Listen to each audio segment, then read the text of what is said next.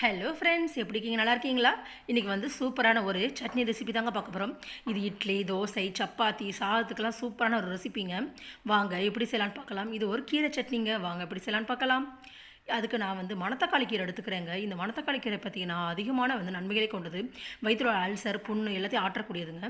வாங்க எப்படி செய்யலான்னு பார்க்கலாம். அதுக்கு நான் 2 தக்காளி, 2 பச்சை மிளகா, வெங்காயம், இஞ்சி இதாங்க தேவையான பொருட்கள். அவ்வளோதாங்க. வாங்க எப்படி செய்யலான்னு பார்க்கலாம். ஃபஸ்ட்டு நம்ம வந்து இந்த மணத்தக்காளி கீரையை நல்லா கழுவி எடுத்துகிட்டு வந்தாச்சு. இது மாதிரி இலையையும் கிள்ளி எடுத்தாச்சு. இப்போ தக்காளி, பச்சை மிளகா, இஞ்சி, வெங்காயம் எல்லாத்தையும் வந்து பொடுசாக நறுக்கிட்டு வந்தாச்சு. இப்போ வந்து ஒரு மண்சட்டி எடுத்துக்கோங்க. இப்போ மண்சட்டி எடுத்தாச்சு. இதில் வந்து நம்ம தேவையான அளவு தேங்காய் எண்ணெய் சேர்த்துக்குங்க. தேங்காய் எண்ணெய் சேர்த்திங்கன்னா உடம்புக்கு ரொம்ப நல்லது. இப்போ எண்ணெய் நல்லா காஞ்சிருச்சு.